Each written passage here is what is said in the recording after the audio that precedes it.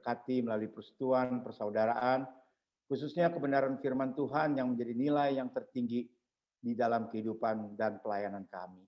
Berkati pembacaan dan perenungan firman Tuhan, sungguh menjadi berkat bagi kami semuanya. Dalam Kristus Yesus kami berdoa. Amin.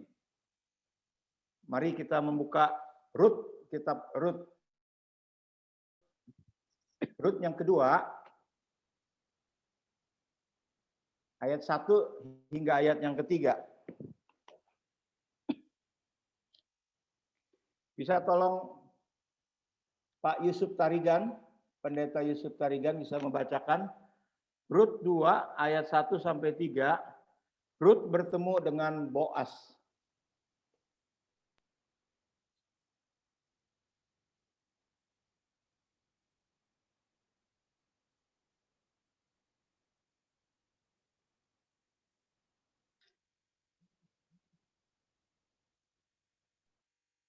Sorry, ada Pak Yusuf Tarigan?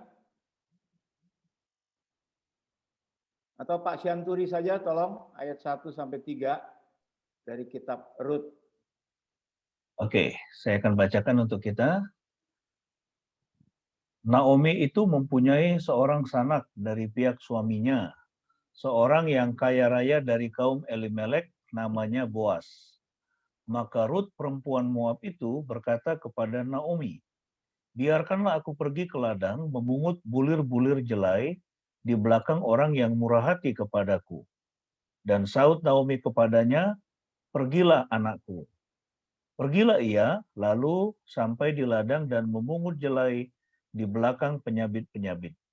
Kebetulan ia berada di tanah milik Boas yang berasal dari kaum Elimelek.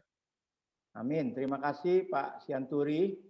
Di ayat 3 itu ada kata kebetulan. Jadi saya angkat kata kebetulan itu menjadi tema renungan firman Tuhan pada hari ini. Saudara, saya mulai dengan cerita-cerita kisah-kisah nyata saja ya. Pada suatu saat ada seorang pemuda, ada tugas kantor, dia naik pesawat, saudara. Sebelumnya dia beli koran, dia naik pesawat, antar kota saja, bukan antar negara. Dia baca-baca koran, setelah itu di pesawat, dia taruh korannya setelah secara garis besar dia sudah membaca. Karena dia taruh, ada om-om yang mau pinjam itu koran, saudara. Waktu om itu pinjam koran, dikasih pasti dengan senang hati. Si om itu membaca, habis membaca pesawat terus berjalan dan akhirnya setelah baca dia kembalikan kepada anak muda itu. Saudara, ternyata ini kisah yang jarang terjadi. Si om itu mempunyai anak di sebelahnya.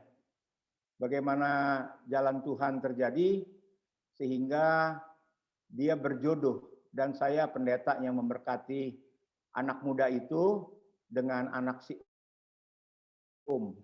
Karena koran, pinjam koran di pesawat, akhirnya berjodoh. Dan biasanya kalau saya memberkati dalam pelayanan pastoral, saya bertanya bagaimana cara ketemunya. Dia ketawa dan saya suruh bawa korannya. Ini koran ajaib dipakai oleh Tuhan.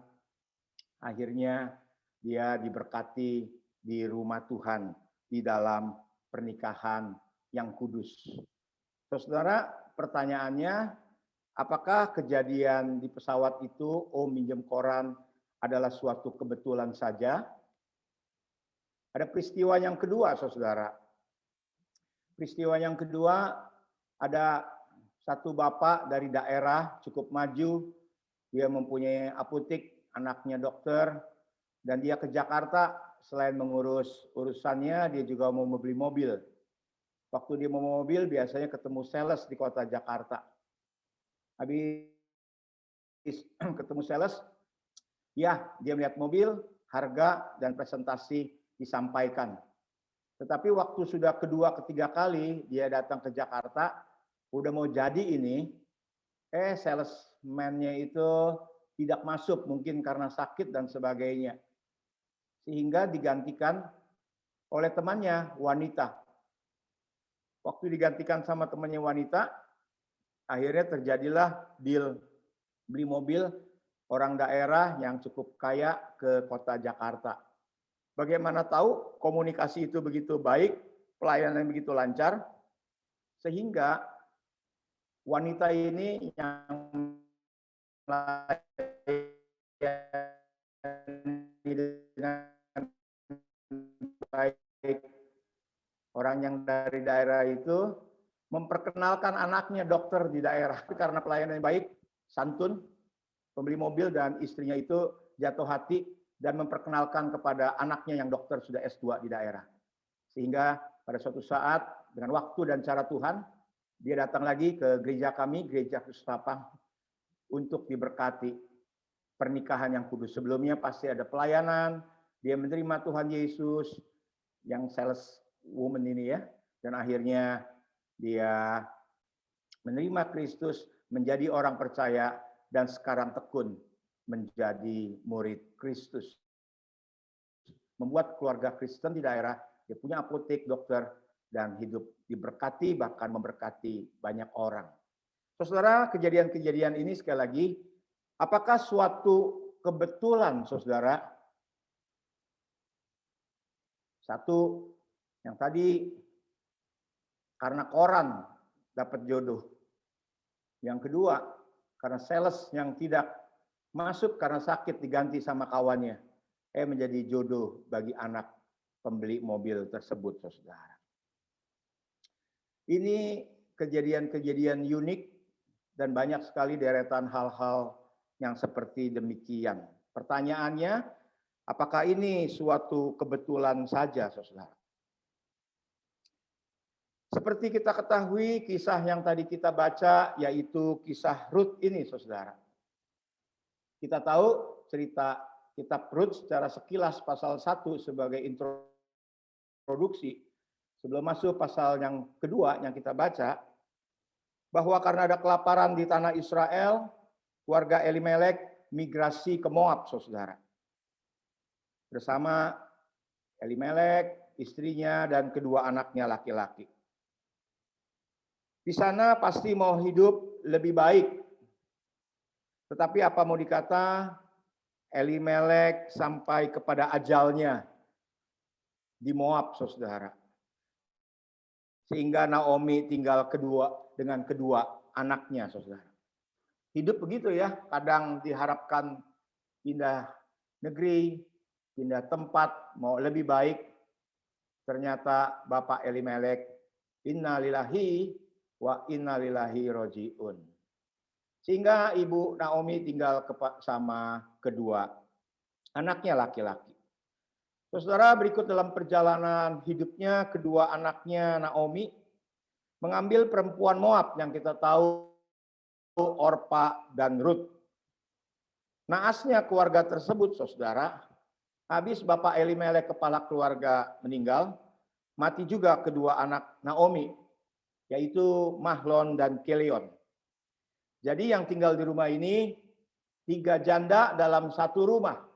1 janda tua, yaitu Naomi, dan 2 janda muda, bukan janda kembang, saudara, yaitu Orpa dan Rut.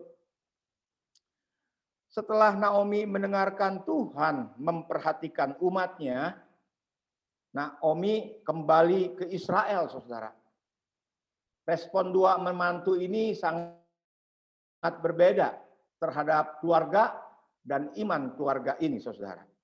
Ya, seperti yang kita ketahui, Orpa tidak ikut pulang ke Israel, dia balik. Tetapi Rut tetap mau ikut Naomi. Ternyata 10 tahun tinggal sama orang percaya, itu membekas, meresap, bahkan bukan hanya ikut Naomi saja, dia sayang orang tua walaupun itu mertua, dan juga mengasihi Allahnya keluarga Elimelek almarhum. Bukankah pasal 1 ayat 16 dikatakan, tetapi dia juga mau mengikuti bangsanya. Bukan hanya bangsanya, tetapi mau mengikuti Allahnya.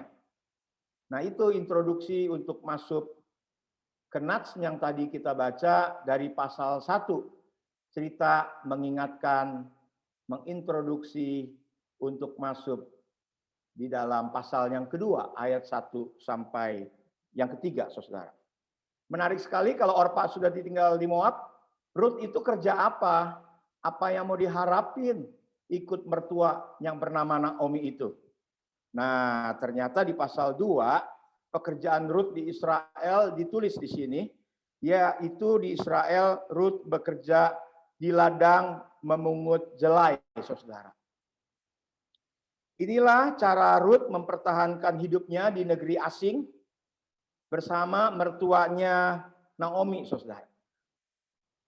Yang menariknya, kalau kita sudah tahu pekerjaan Rut yang ada di Israel, saudara, waktu dia sedang bekerja, Boas, pemilik tanah, melihat Rut, saudara.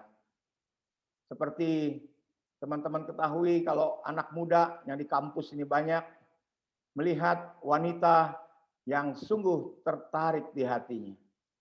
Dari mata turun ke hati, si Boas ini melihat si Rut jatuh hati, saudara. Sungguh luar biasa kejadian ini, seperti alur kehidupan orang pada umumnya, saudara. Tetapi yang saya mau sorotin bersama-sama dengan rekan-rekan sepanggilan di Agape ini, yaitu di ayat 3 yang tadi saya tekankan. Dikatakan di situ, kebetulan ia berada di tanah milik Boas. Saudara, ketemu lagi kata kebetulan seperti kisah-kisah di pendahulu yang saya cerita, saudara. Ada berapa kali dalam Alkitab kita kata kebetulan, saudara? Informasi yang saya dapat dari salah satu buku, yaitu 12 kali kata kebetulan ada di dalam Alkitab kita, saudara. Salah satunya dalam Nats kitab Rut 2 ayat yang ketiga. Kata tersebut memakai kata migreh. Artinya, saudara, tindakan atau peristiwa yang terjadi tidak diduga, tidak terduga, tanpa diketahui oleh seseorang. Namun hal itu disengaja oleh seorang pribadi yang lain yang terlibat di dalamnya. Ternyata walaupun tak sengaja, tetapi ada penyebab terhadap sesuatu yang terjadi itu. Ini kata kebetulan bahasa Ibrani-nya migreh, saudara. Yaitu sekali lagi tindakan atau peristiwa yang terjadi tidak diduga, tidak terduga, saudara. Tapi tanpa diketahui oleh seseorang, namun hal itu disengaja oleh seorang pribadi lain yang terlibat di dalamnya. Ada penyebab terhadap sesuatu yang terjadi.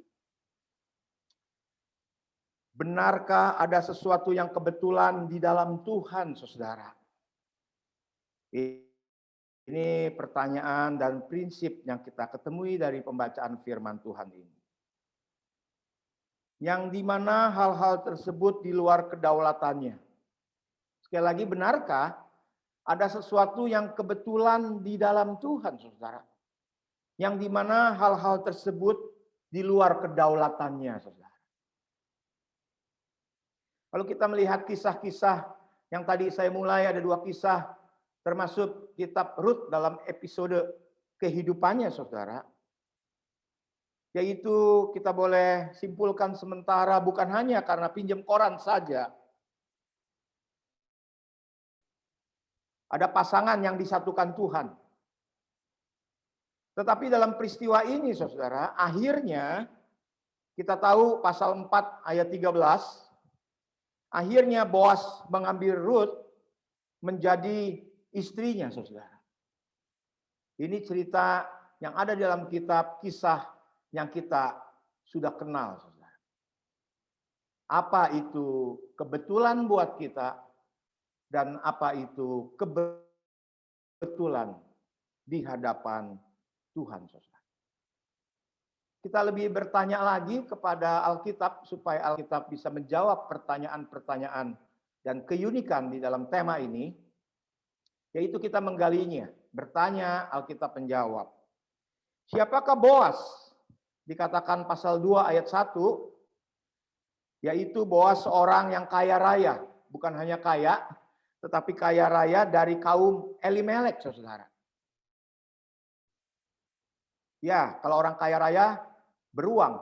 Beruang bukan binatang, dia banyak uang, saudara. Dan kita tahu, akhirnya Boas mengambil Rut menjadi istrinya. Kalau sudah punya suami, otomatis punya istri, saudara. Walaupun Rut orang desa, orang sederhana, tetapi perangai Rut luar biasa, indahnya. Sampai-sampai orang kaya tidak melihat emas, tidak melihat hal yang lain, tetapi melihat perangai dari wanita yang sederhana ini. Dan akhirnya Boas mengambil Rut menjadi istrinya.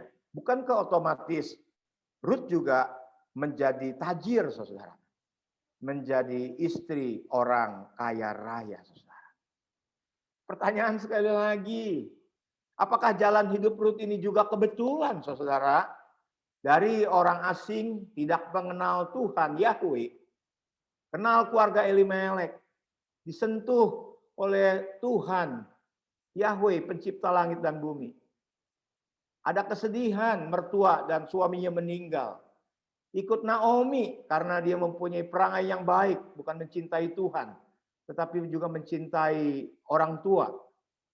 Dan akhirnya dia ada menjadi istrinya Boas di negeri asing, saudara. Perjalanan hidup yang unik, yang menurut saya buat manusia kebetulan.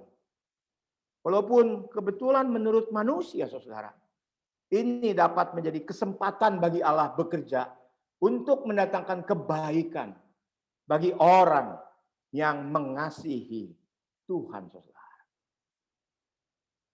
Pertanyaan yang berikut, apakah kebetulannya hanya sampai di sini saja menceritakan kehidupan satu keluarga punya menantu, tidak kenal Tuhan menjadi kenal Tuhan. Yang tadi sederhana, diberkati oleh Tuhan karena cintanya kepada orang tua dan juga cintanya kepada Tuhannya, keluarga Elimelek. Apakah kebetulannya sampai sana saja? Tidak, saudara. Kalau kita melanjutkan kisah hidupnya menarik dan lebih lagi menarik, saudara. Karena Boas dan Rut dikaruniakan seorang anak, itu bernama Obed, saudara. Siapakah Obed itu? Kalau kita melihat Rut 4 ayat 17.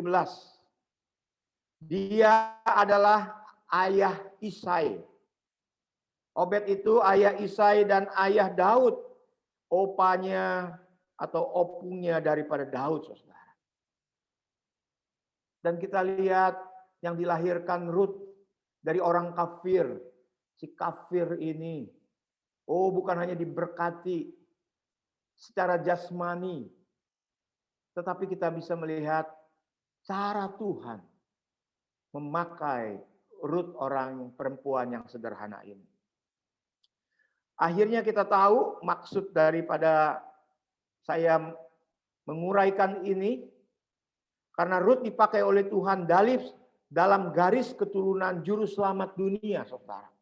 Yaitu kita kalau membaca Matius 1 ayat 1 sampai yang kelima, dari garis keturunan Yesus Kristus, salah satunya kita melihat ada nama Boas. Boas memperanakan Obed dari Rut dan seterusnya, saudara. Dan ada nama Isai, Daud, dan akhirnya menuju kepada Yesus Kristus. Makin menggali Alkitab dan juga melihat PL dan PB, makin menyatu dan mengambil kekayaan. Ada mutiara-mutiara rohani di balik adegan rumah tangga keluarga Elimelek ini. Dan seorang tokoh Rut yang sederhana ini.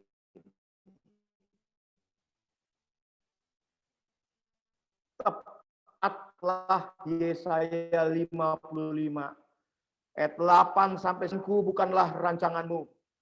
Demikianlah firman Tuhan. Seperti tingginya langit dari bumi, demikianlah tingginya jalanku dari jalanmu, dan rancanganmu dari rancanganku.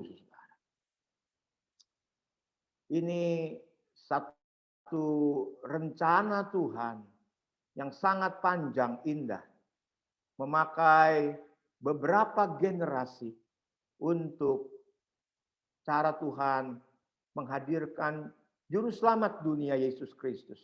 Dan salah satunya memakai orang kafir, saudara. Di sini banyak mutiara rohani yang bisa kita gali. Kalau kita dipakai oleh Tuhan, jangan pernah menghina orang kafir, orang berdosa. Tapi kita dipanggil untuk mengasihi orang berdosa. Iya, Tuhan benci dosa. Kita harus konfrontasi dosa kita dan dosa orang lain. Tetapi ingat, tidak otomatis kita membenci orang yang berdosa. Tetapi sikap Tuhan mengasihi orang yang berdosa. Mutiara rohani lagi dari kitab Rut, yaitu saya memberi pertanyaan, mengapa di tengah-tengah sejarah Israel antara kitab Hakim-Hakim dan Samuel ada cerita satu rumah tangga, saudara. Kalau tidak melihat rencana dan kedaulat Tuhan yang begitu panjang, lebar, luas, dan dahsyat itu, kan timbul pertanyaan kita. Mengapa di tengah-tengah sejarah Israel antara kitab Hakim-Hakim dan Samuel ada cerita satu rumah tangga kayak yang diselipin di tengah-tengah perjalanan Alkitab Perjanjian Lama? Apakah hanya kebetulan lagi-lagi? Hanya kebetulan cerita keluarga saja, saudara. Kalau kita gali lagi-lagi, ada tangan yang tidak terlihat merangkai kehidupan yang ada di dalam sejarah dunia dan sejarah Israel. Kalau kita melihat Hakim-Hakim 21 ayat 25, saya membacakan. Hakim-Hakim 21, 25, yaitu sebelum kitab Rut, dikatakan, pada zaman itu tidak ada raja di antara orang Israel. Setiap orang berbuat apa yang benar menurut pandangannya sendiri. Tahukah saudara, di akhir kitab Hakim-Hakim, orang sudah, negara atau orang sudah membabi buta, berbuat menurut pemandangannya sendiri. Artinya bisa chaos, saudara. Bayangin kalau di kota kita tidak ada lampu merah. Orang seenaknya bisa chaos, bisa kacau terjadi. Demikianlah gelapnya bangsa Israel pada saat itu. Sejarah Israel yang gelap sekali waktu kitab Hakim-Hakim yang ada, saudara. Ini di mana Tuhan? Siapa yang mengendalikan kalau semua orang sudah mengikuti keinginannya sendiri, saudara? Tetapi lagi-lagi ada tangan yang tidak lihat. Menurut manusia, dunia sudah kacau, tidak ada Tuhan, dan ateis menang, sudah gagal, saudara. Di dalam kebingungan orang-orang beriman. Tetapi lagi-lagi Tuhan mengendalikan sejarah dunia, sejarah Israel. Dan kita melihat dari perenungan hari ini, bukan suatu kebetulan kitab Rut ini. Karena Rut akhirnya menjadi nenek moyang bagi Daud. Daud juga menjadi nenek moyang bagi juru selamat dunia, Yesus Kristus. Saudara, bentangan ribuan tahun ini ada pemeliharaan dan kedaulatan Tuhan. Apa itu kedaulatan Tuhan, saudara? Tuhan berkuasa penuh terhadap alam semesta, atap sejarah dunia, dan hidup manusia, saudara. Kalau Tuhan berkuasa penuh, apakah orang beriman kalau kita hidup harus khawatir dalam masa pandemi ini? Apalagi dalam kita dipilih Tuhan sebelum dunia dijadikan. Kita dipilih Tuhan menjadi hamba-hambanya sebelum kita lahir di dunia ini. Dan tidak kebetulan juga kita dipersatukan di I3 Angkatan 29 pada tahun-tahun yang silam, saudara. Kalau bernostalgia seperti ini, bukan hanya hati kita yang tersentuh, mungkin air mata kita bisa menetes. Kalau sekarang kita bisa menjadi misionaris, melayani Tuhan, dipercayakan menjadi gembala, menjadi pelayan-pelayan Tuhan, berserakan di berbagai negara, saudara. Oh, saya melihat Tuhan di kelas agape yang dulu kita unyu-unyu sekali. Ada yang menjadi dosen. Apakah ini suatu kebetulan, saudara? Rangkaian Tuhan dalam kehidupannya. Rangkaian Tuhan menjadikan kita satu kelas, teman ribut, teman berbeda, teman berantem. Ada yang dijodohkan Tuhan. Apakah rangkaian semuanya itu satu kebetulan, saudara? Atau ini adalah hak istimewa yang perlu kita syukuri? Kalau hanya melihat pandemi dan kita berkata, kapan pandemi ini berlalu? Saudara, semuanya diizinkan Tuhan. Lalu saya belajar firman Tuhan tentang kebetulan, kedaulatan Tuhan. Hidup kita, pandemi andai kata 2-3 tahun ini, tidak ada apa-apanya. Lihat Tuhan. Lihat kedaulatannya. Siapakah kita ini? Sehingga kita boleh dipakai, dipercayakan oleh Tuhan. Banyak orang mengasihi kita. Kita dipercayakan teman hidup. Kita dipercayakan banyak hal termasuk generasi penerus, generasi ilahi yang kita didik, tanggung jawab kita. Supaya kelak pada suatu saat kalau kita tutup mata, kita pensiun, kita meninggal dunia ini.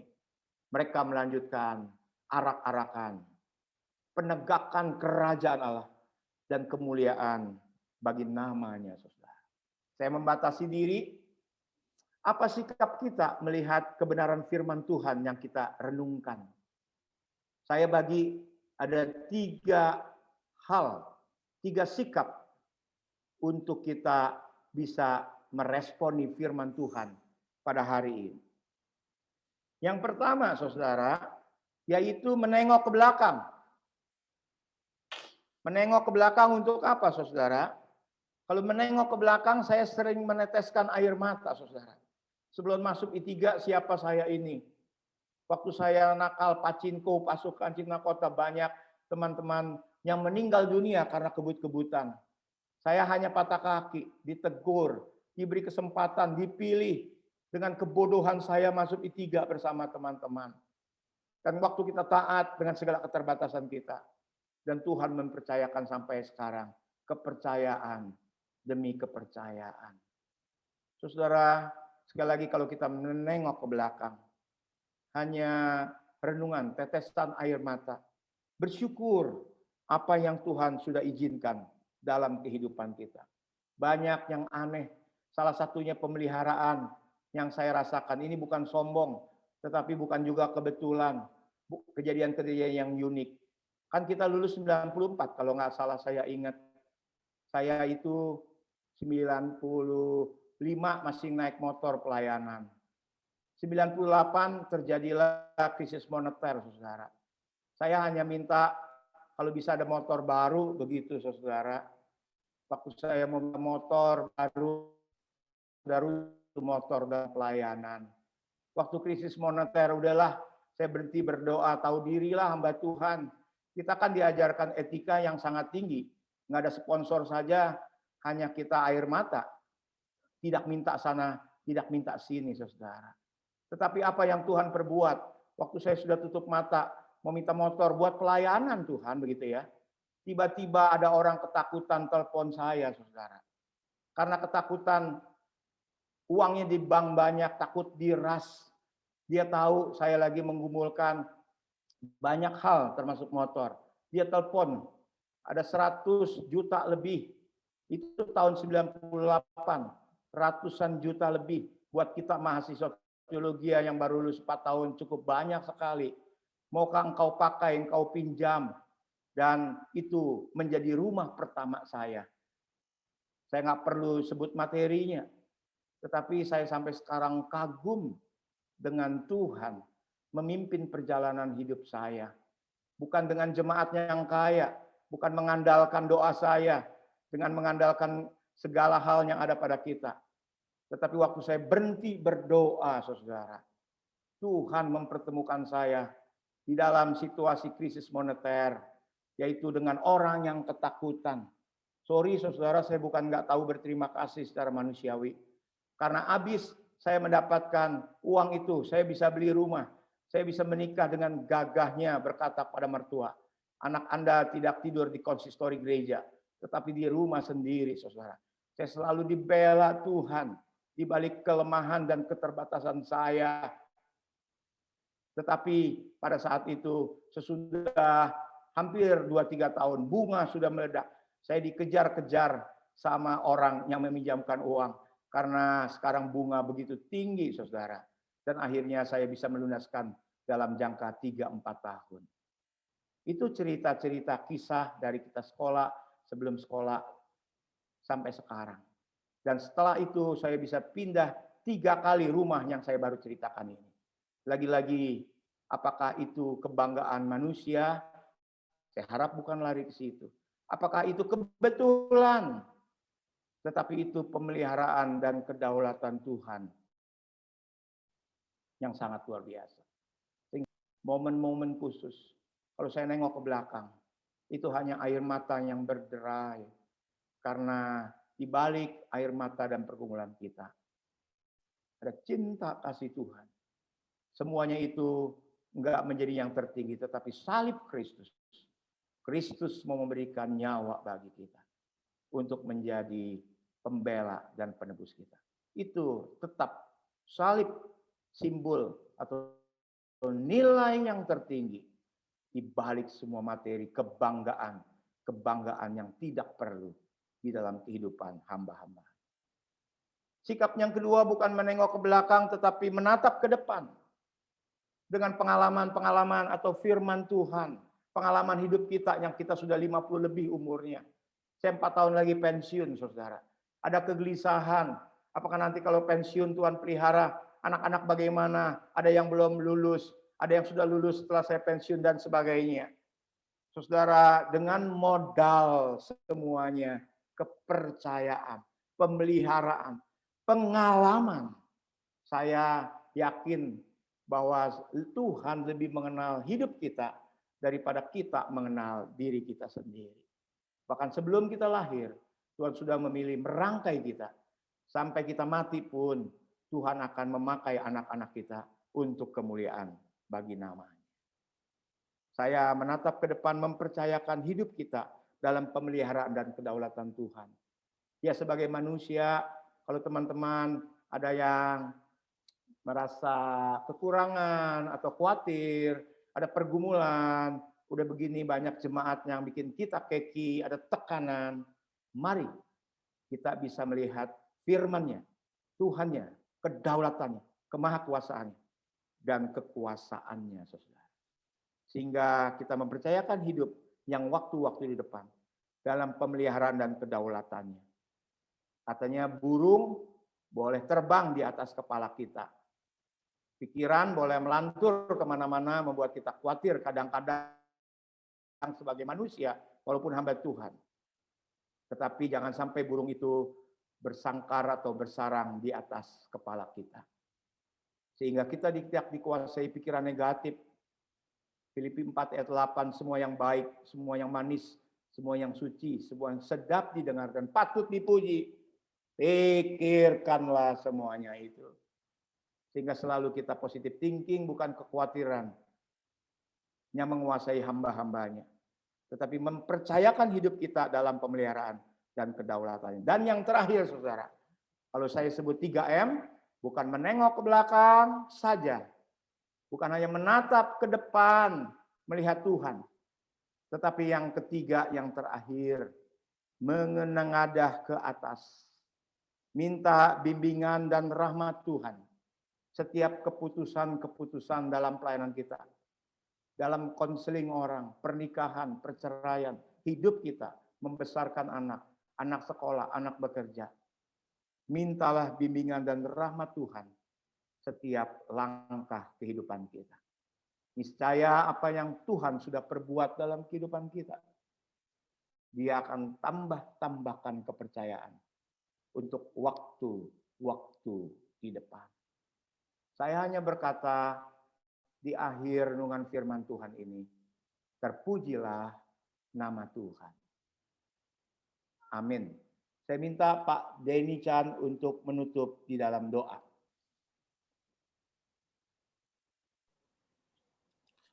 Mari kita berdoa. Bapa yang baik, pada saat ini kami sungguh menaikkan syukur. Melalui hamba-Mu, Bapak Pendeta Setiawan, kami boleh kembali diingatkan atas rencana-rencana Tuhan yang indah dalam hidup kami. Walaupun manusia menilainya sebagai satu kebetulan dan kebetulan, tapi kami boleh melihat bahwa itu bukan kebetulan belaka, tapi rancangan-rancangan Tuhan yang begitu indah, yang Tuhan nyatakan, yang Tuhan singkapkan tahap demi tahap untuk kami boleh jalani bersama-sama. Dari kami yang dulunya tidak ada apa-apanya, sampai Tuhan kembali membentuk kami dalam panggilan bersama-sama di kelas Agape, di I3, sampai saat ini Tuhan. Dengan panggilan-panggilan yang berbagai yang Tuhan nyatakan kepada kami. Kami bersyukur untuk semuanya itu. Dan betul bahwa kalau kami sudah ada sampai hari ini, itu bukan karena kebetulan belaka. Tapi ada tangan yang tidak kelihatan. Ada tangan yang selalu merangkai kehidupan kami. Sehingga setiap kami yang mentaati panggilan dan pembentukan Tuhan, selalu Tuhan jaga, selalu Tuhan pelihara, selalu Tuhan nyatakan hal-hal yang luar biasa yang tidak kami pikirkan sebelumnya, yang kami tidak lihat sebelumnya, itu Tuhan siapkan bagi kami. Tuhan, terima kasih untuk rancangan-rancangan yang indah yang Tuhan berikan, Tuhan nyatakan kepada kami masing-masing. Doa kami Tuhan, biarlah melalui persekutuan kami, walaupun sebulan sekali kami lakukan, tapi kami rindu biarlah ini boleh tetap terus mempererat kebersamaan kami, tetap terus mempererat pertemanan kami, tetap terus mempererat panggilan Tuhan, dan mengingatkan kami bahwa kami pernah satu kelas, kami pernah satu meja untuk ada dalam pembentukan Tuhan di I3. Terima kasih Tuhan, kami juga berdoa di tengah-tengah tantangan, pergumulan, kesulitan, yang bisa jadi kami alami di dalam konteks kami masing-masing, dalam pelayanan kami. Kami percaya Tuhan, tangan yang tidak kelihatan itu akan menolong kami dan memampukan kami untuk bisa mengatasinya, menjalaninya, menunjukkan jalan yang terbaik, jalan keluar, untuk kami boleh menang menghadapi segala pergumulan, tantangan-tantangan tersebut. Tuhan, terima kasih untuk hamba-Mu yang telah menyampaikannya, kesaksian yang dia juga boleh sampaikan sebagai mendukung apa yang firman Tuhan ini disampaikan. Tuhan, terima kasih. Berkati kami semua. Berkati semua kami yang bisa join hari ini. Berkati juga untuk semua teman-teman Agape yang belum sempat join oleh karena alasan-alasan tertentu. Terima kasih. Kami berdoa dan mengucap syukur dalam nama Tuhan Yesus Kristus. Amin.